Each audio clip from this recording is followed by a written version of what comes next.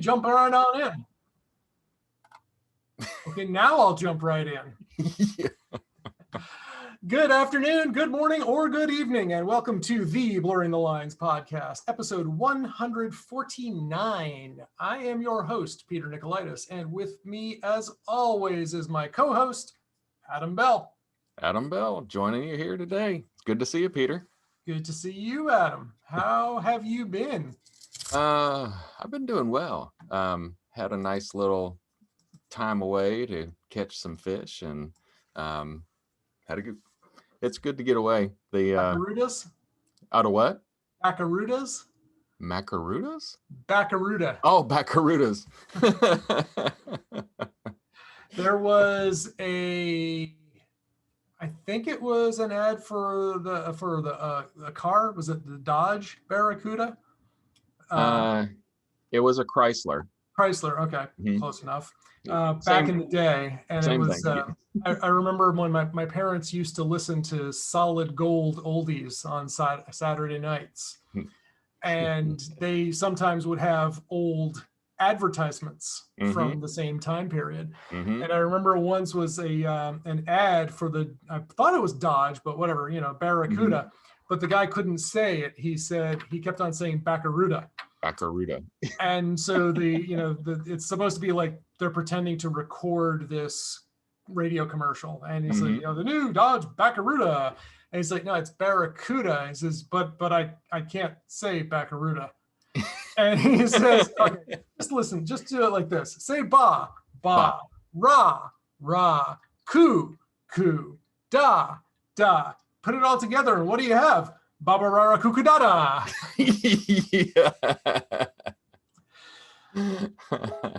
So apparently you were fishing for Baba Rara Kukudadas. Baba Rara Kut.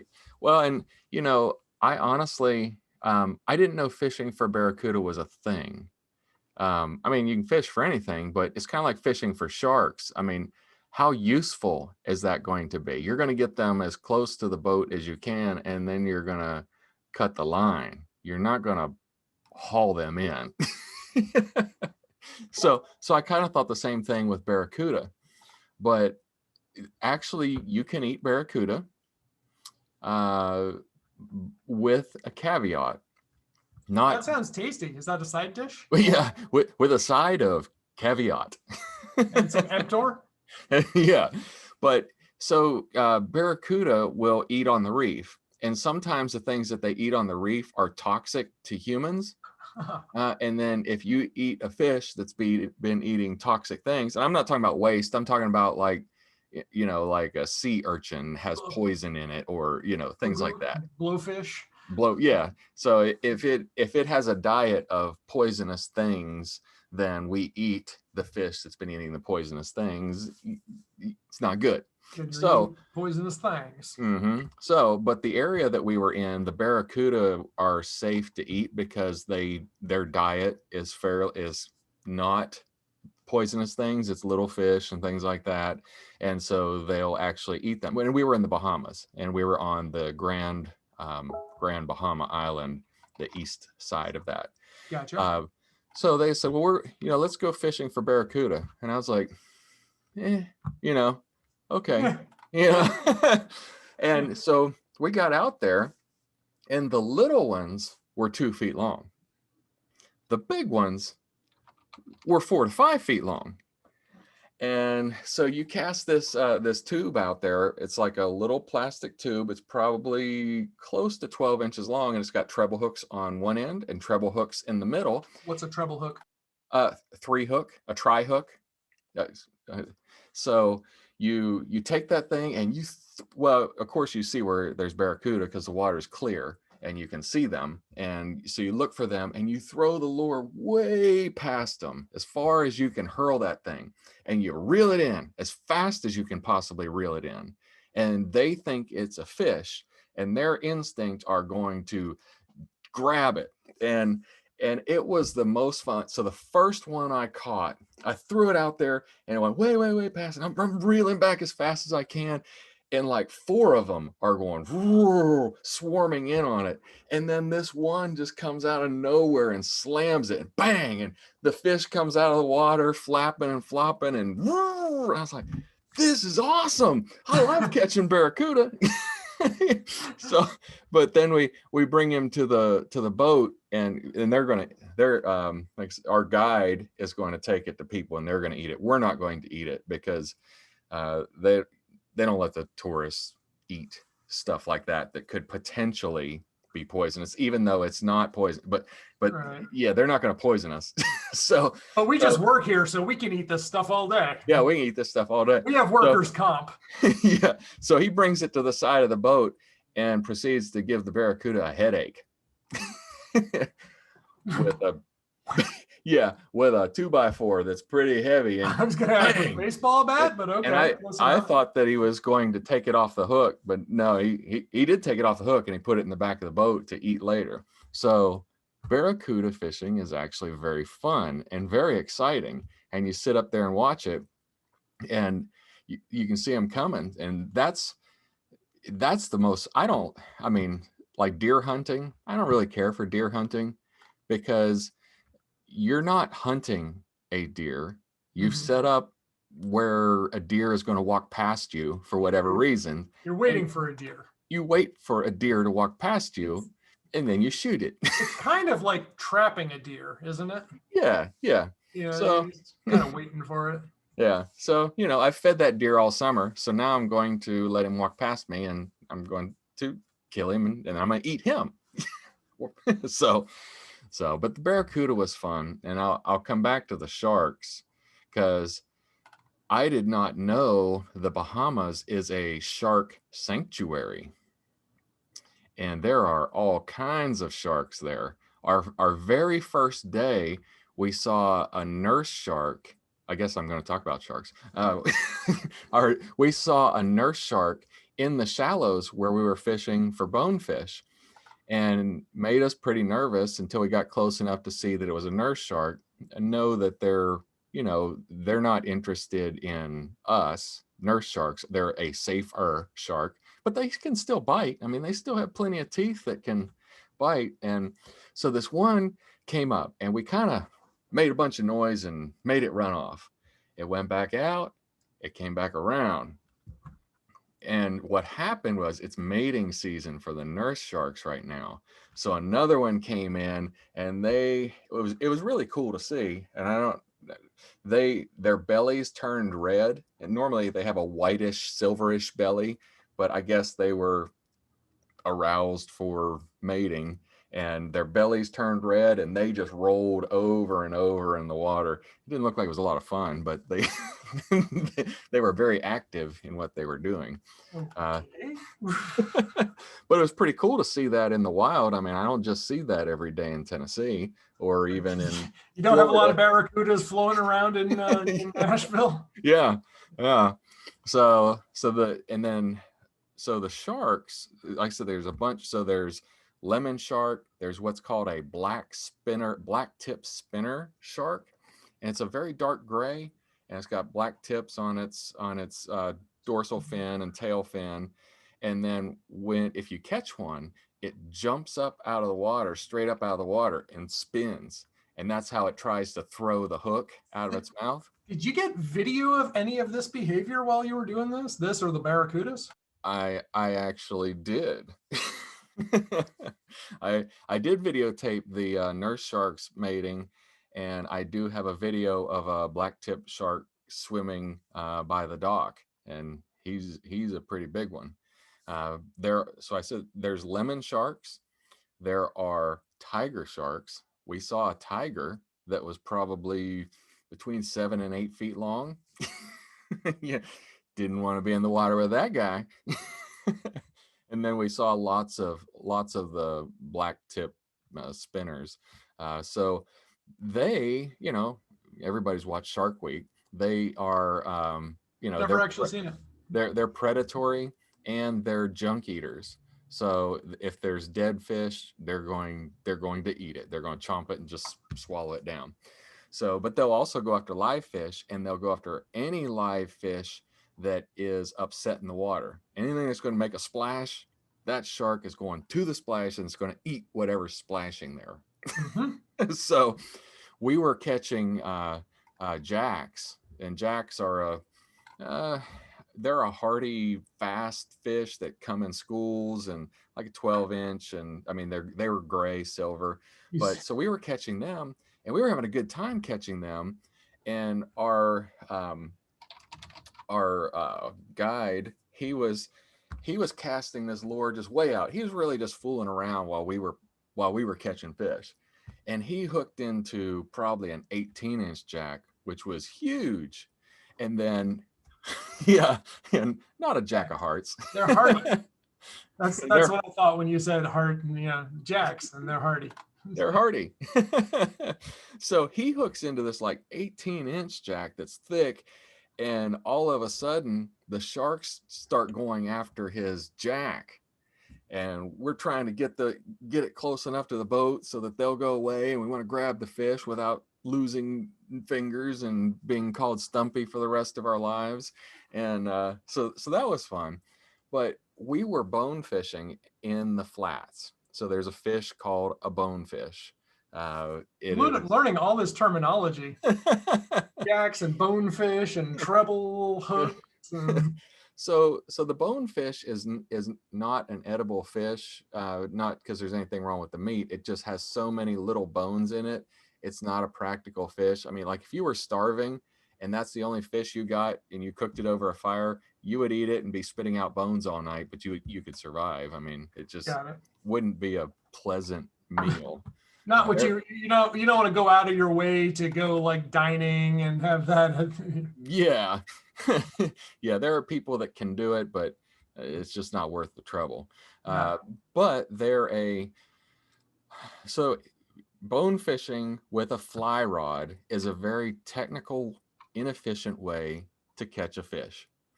But so is trout fishing with a fly rod. I mean, the only reason you fly fish really is for the art and the enjoyment of it, because it's not a very efficient way of fishing. I mean, even us fishing with a rod is a very inefficient way to catch fish. Mm-hmm. Is that how professional fishermen fish?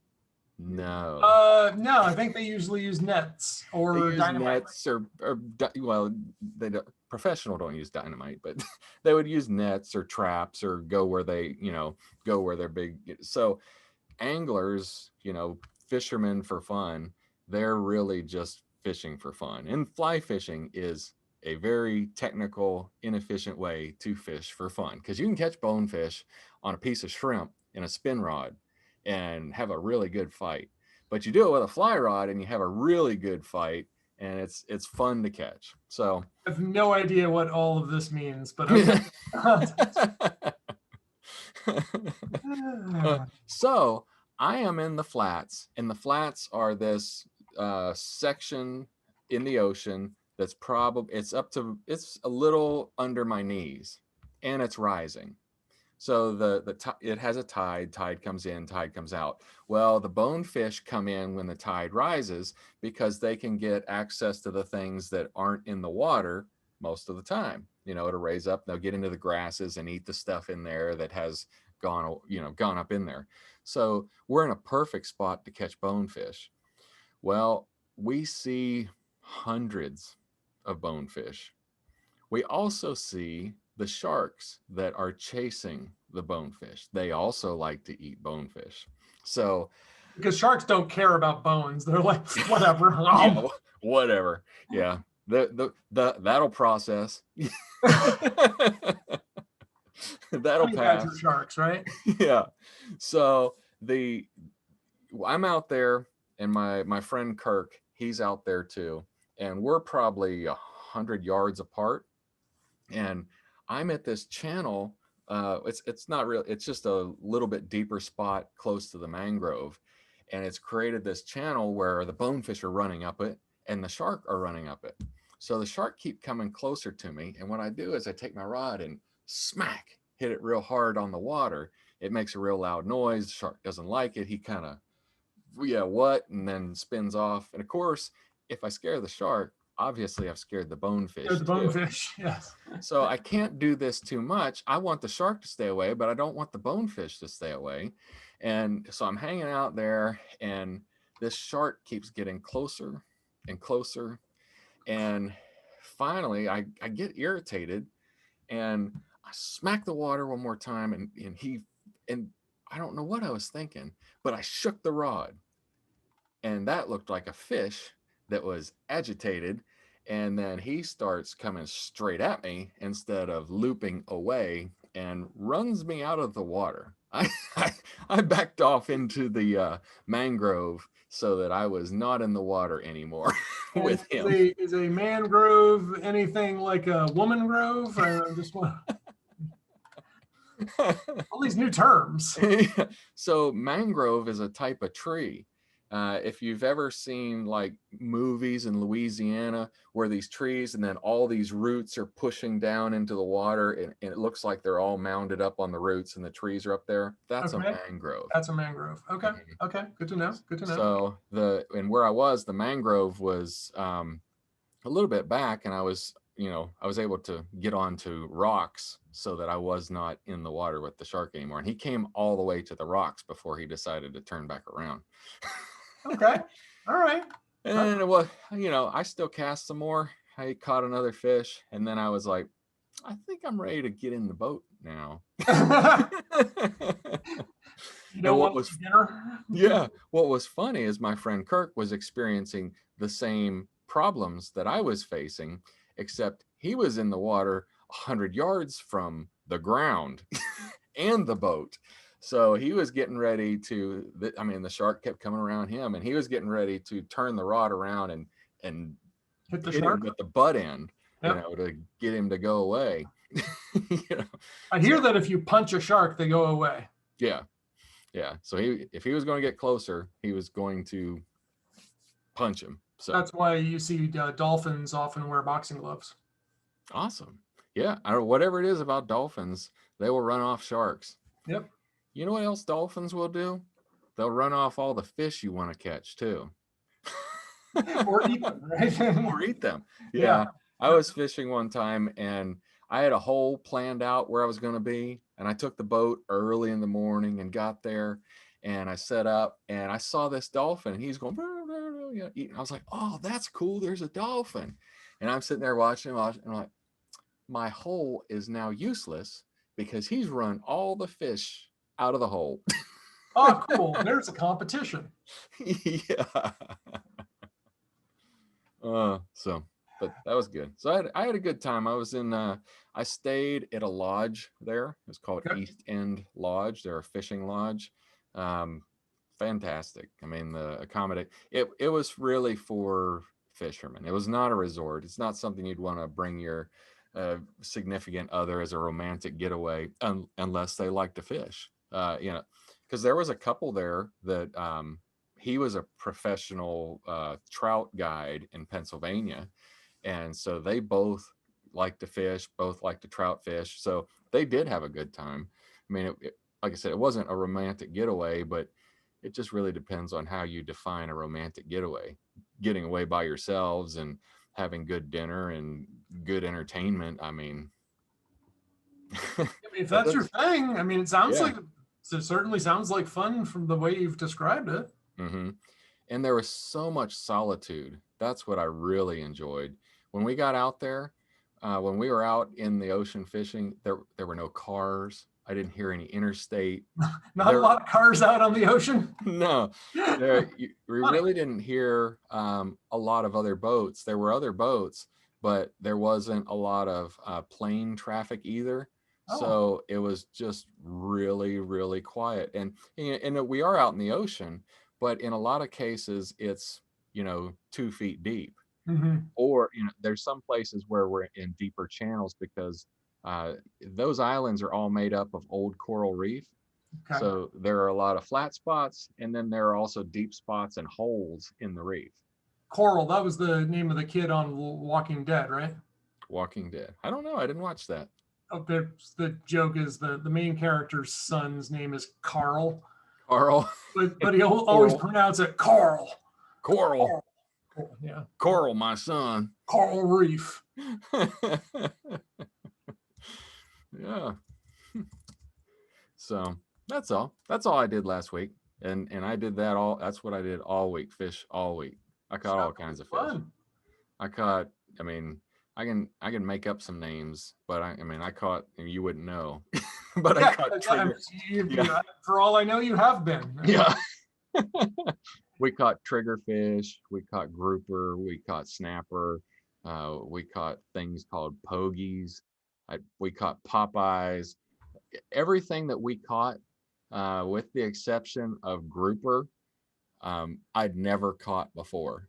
I mean, I caught snapper, not that particular snapper.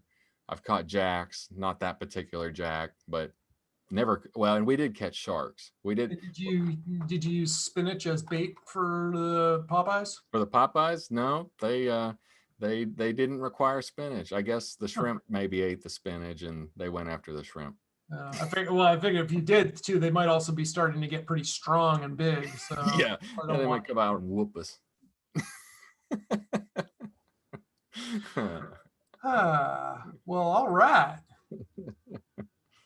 So, well, that's it. That was a good vacation. Cool.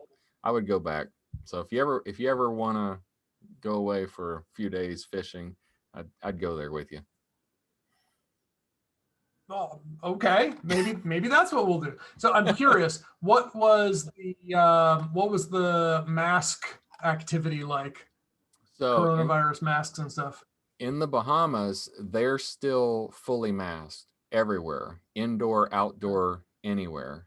It's a $250 fine or jail time if you are in public without a mask. Now, when we were on the resort and when we were fishing, we weren't wearing a mask. But if we were off of the resort, then we were required to wear a mask. And we had, so to get into the Bahamas, you could come with a COVID vaccination, but you didn't have to have a negative test. But to get back to the United States, you had to have a negative test within 3 days of returning to the United States. So fortunately, the lodge where I was staying, they were a testing center. So they were able to just test us right there, and we come back with our test results and come on back home. But yeah, it's still cool. It's still squirrely out there. But they well, I mean, that's the thing. It's like, so I just submitted, today's the final day of my critical inquiry class. Mm-hmm. And so I submitted my paper on, like the causes of vaccine hesitancy. Mm-hmm. And so I was, very happy to see this done. As I expected, it was one of the, most difficult classes because the teacher is really excellent and makes you work. Yeah. I haven't got my final grades yet, but I'm pretty sure I got an A. I got a 100 on the draft of my final paper, and I got a 99 on the final paper. Yeah. And I was like, you know what? I'll take that. And, that's like 20% of my grade. And I've been rocking a 98 or something like that up until now. So pretty sure I got an A. But, I pointed out in my research, like vaccines need to be in the high 90% to be effective, to get herd immunity, right? Mm-hmm. Because if you've got like 10% not vaccinated, you can still have outbreaks. Mm-hmm. And remember that the vaccines are only like 90% effective, right? So last I checked, and this number may have changed in the past week or so, but we were at, overall in the United States, 50% fully vaccinated.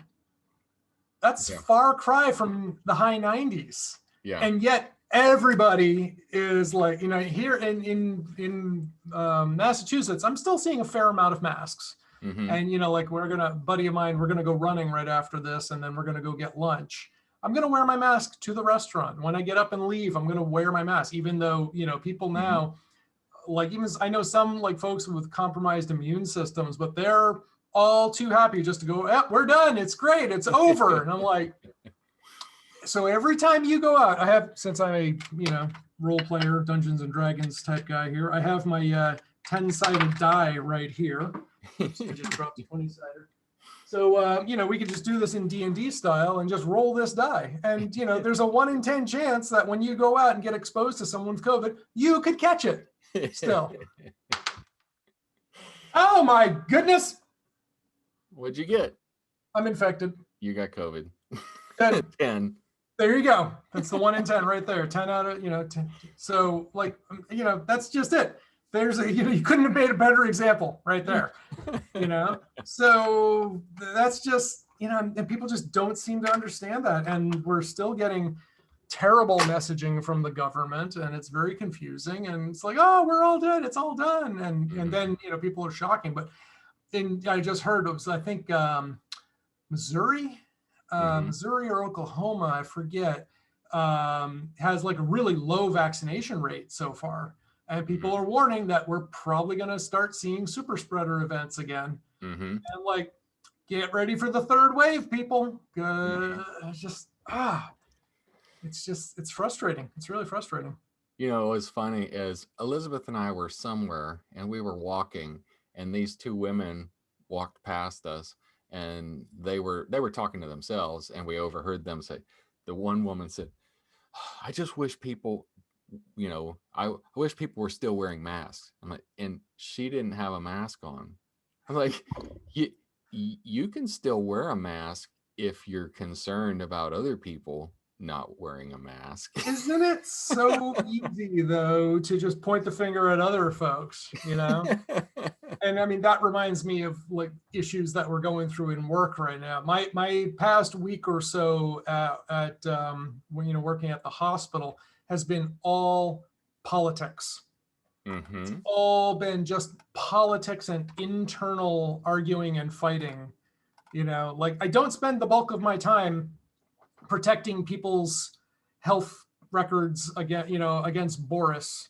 And I don't spend the bulk of my time mentoring their staff to, try to bring them up to speed so they know how to, do effective detection and response. Yeah. I spend the bulk of my time in meetings arguing why they need to be doing security best practices. And it's funny because the main antagonist to the security team there just loves at every opportunity to go out and say, like, you need to do this. They're not doing this. You guys should look into why they're not doing this, yada, yada, yada. But the moment you try to turn the mirror around and say, and what about the problems here? Well, we'll take care of that. And it's like, there's definitely a research paper involved in that. I mean, that's a great topic, which, that might be for my next class. Because my next class starts in a couple of weeks, and it's about managing change in organization, managing organizational change. So nice. Wouldn't be surprised if you hear about this topic once again real soon. Some of the classes that you've taken actually sound pretty interesting, and I wish that I were just better at some of those topics. So I will recommend to you, I can share with you the book that we use, the textbook for this class. And I have been sharing it with the analysts in the SOC at the hospital to, like, guys, this is what you need to be doing. This will help you think critically. It's not going to tell you what questions you need to ask when you are investigating an event. Yeah. But hopefully it'll get your mind in the right mindset so you can start, tuning your brain to ask the right questions. Yeah. Yeah. And I can absolutely do that. And I can also send you links to like a lot of the lecture, source materials and stuff are TED Talks and YouTube videos. Yeah. So, it's not like it's copyrighted and, so I can just point you like, here you go. This is the stuff that we, the lectures. So, yeah. But it's really good stuff, especially in this class. Again, it's, critical inquiry. It's not the kind of thing you would say like, oh, I need to take a class on that to become a better security guy. But, you probably want to take a class on that just to become a better person. Yeah. So it was a very interesting class, and it's one of the few out of the 9 that I've taken so far. Definitely one of the most valuable, no question. So yeah. Well, the term autodidactic train, people who train themselves, and and that's one of the big things that I think that I've learned over the years is how to learn. Yeah. Sometimes you can learn on your own, Yep. but generally speaking, as social creatures, we usually learn better with others, even Yep. if it's a small group of 2 or 3 people that you want to deep dive and learn something and challenge one another to actually complete it. Accountability. You Hmm. can do those things without necessarily going to college. I mean, Sure. Yeah. I'm But not this knocking it. is I'm just saying, one example where, the class was valuable. And I yeah, wish that they all were like this because yeah, frankly, 3 of the classes I've taken so far I consider valuable. hmm 3 out of 9. That means that 66% of the time I feel like my time here has been wasted. yeah. Not a great ratio, you know? Is it because you actually have real world experience, or it just you didn't need it because you already had it, or it was just really not all that great? Combination. Most of it, like I had never taken actual classes in financial management or business law or social justice perspectives, Hmm right? But the quality or psychology, right? The psychology class I took, it was just an intro survey, but I found it valuable. hmm The social justice perspectives, okay, it was interesting. hmm Okay, I'll give it that. The business law class and the financial management class I took, complete waste of time. Yeah. Total waste of time. Like I look back, I'm like, what did I learn from these things? hmm Nothing that I would justify the price of admission. Yeah. So that's the thing. It's like, it wasn't that great. So. Yeah. Well, we should all be lifelong learners. Everybody should be. Absolutely. Totally. And I Yeah. think a lot of the problems that we face today are because people are closed minded and just don't want, they think they know everything they need to know. Done. hmm Yeah. Should we move on? Yes, sir. We should. Okay. Well, I have a fun story Okay. about how a $10 toilet paper hanger became a $50 home, not a $10 toilet paper home improvement project became a $50+ home repair project. So we'll include a link to this toilet paper hanger that I bought. So the old ones that I had, it's hard to explain, but the old ones had 2 posts coming out of the wall, and then a bar, which swiveled on one end. It would raise up, Oh yeah. slide the toilet paper over, and then it would slide down and hook onto the other bar, onto the other hmm post.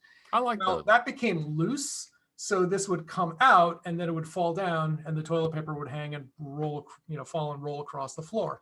And your cat would get it. Except I don't have a cat. But Oh, yes, if I had a cat, the cat would definitely get it. No question. So, I've been doing like little upgrades around the house, minor things, just like, okay, this annoys me. And, hmm like, let me change this and change that.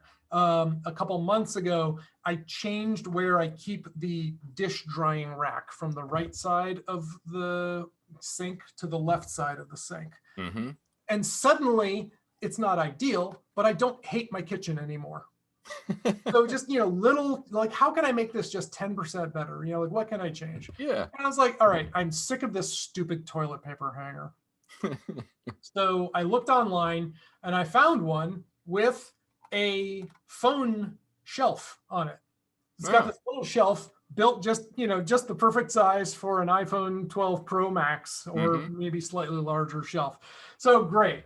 And Because, like, it's got charging in it too, right? it doesn't have charging it. No, I was thinking about that just as I was saying that, as I pulled it off the charger. I was like, so it doesn't. I would have to like have an electrician run a cable to that there anyway.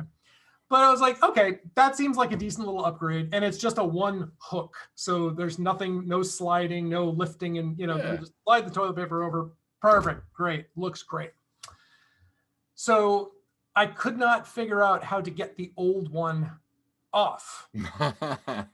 And I'm, pulling and twisting and rotating and trying to pry. Eventually, I'd rip the first one right out of it. I'm like, well, that was, in hindsight, I felt, okay, it was kind of stupid, but I would have left holes even if I had realized after I did on the second one that it just lifted up. I still would have had holes left, and then I would have had to spackle over because the new one is smaller than the old one, right? So otherwise I would have had holes. So in effect, like, but instead of being able to just use a little bit of spackle over the holes, now I needed to do a putty job to replace it. So slightly more work. Okay. I had the putty knife, I had the spackle, I didn't have the putty, and I didn't have a paint roller, but I did find a can of paint from the previous owner that was for the bathrooms. So all good. So I needed the putty, I needed the paint, a roller, and I needed a little sanding brick or sandpaper, brick for it. And some tape, some Scotch masking tape to do the trim, so I didn't get that, standard. I'm sure this to you, you're like, and yeah, this is a big deal. I don't do home repair. I don't do home repair. You know what the tool that I use to get these things done? Right here, buddy. What I use. Yeah, this room I'm in, I made it. Yeah, this is the way. And listener, if you're just listening and not seeing the audio, I was holding up my phone. That's what I use for these things. So yeah. So it went actually really well. I was able to spackle it all over and putty it up, let it dry. Took a couple days because I put a second coat. Now that I'm looking at it again, like there are some rough spots where I probably will end up going back and sanding it over again and redoing it again.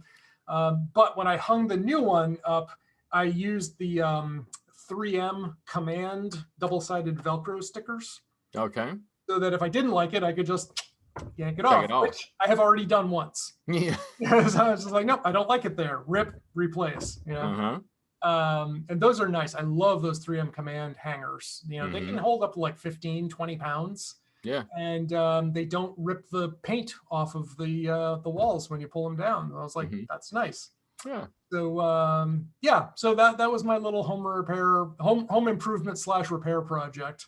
Nice. And it's also this week's nifty because I can't remember the number of times that I have walked into the bathroom holding my phone.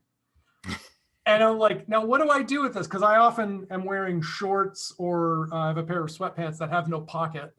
Yeah, you don't want to set them in your underwear. You don't want to set them on the floor. Well, especially you don't want to set them in, well, in your underwear between your legs, no. And I don't want to set it like in the sink, although I probably could get away with it. The phone's waterproof, but go stick it on the back of the toilet. And so now I have a nice little, okay, great. Put it down. Life is good. So yeah. So that's that. Yeah. Well, and I have a light nifty that was really nifty for my friend Kirk.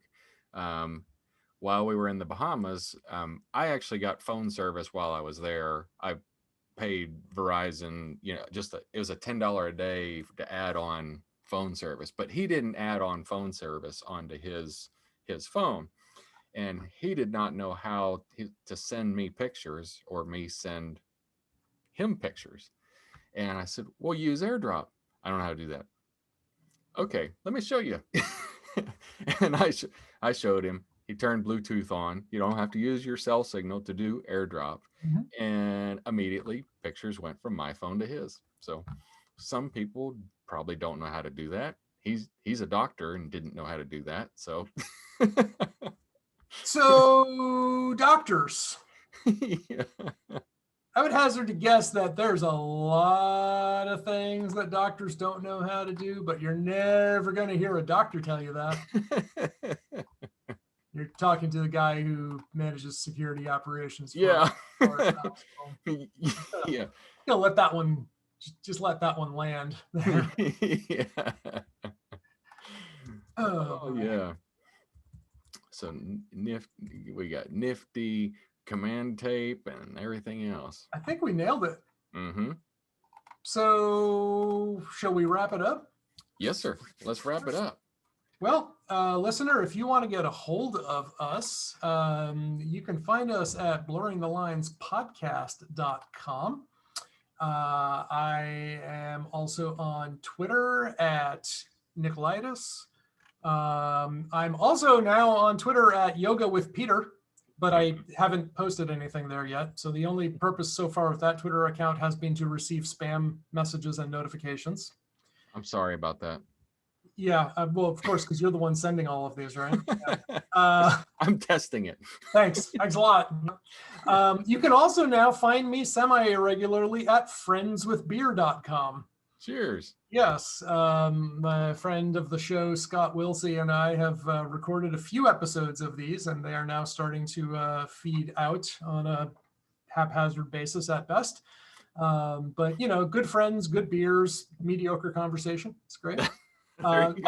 We should also post a link to my my wings challenge. I don't know if you saw that. I did not, because I was, it's in my list. Yeah. So maybe we'll talk about that next time, about my Not the Hot Ones challenge. That ought to be fun. So, yeah. But where can they find you, Adam? They can find me at www.sublimecomp.com or on Twitter at sublimecomp. At sublimecomp.com. I like it. Sounds like a Star Wars thing. That's what's funny is my wife was making fun of me of calling a pound sign instead of a hashtag. I was like, I said pound Sublime Comp. She's like, it's hashtag. I'm like, they're synonymous.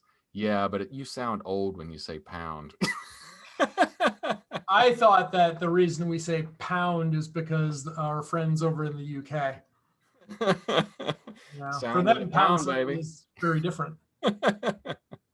So, and cool. It's a different symbol altogether. It's like a squirrely F. A squirrely L, exactly. All right. Well, on that note, I think it's time to take us out. And since I brought us in, I'll let you hit the big red button.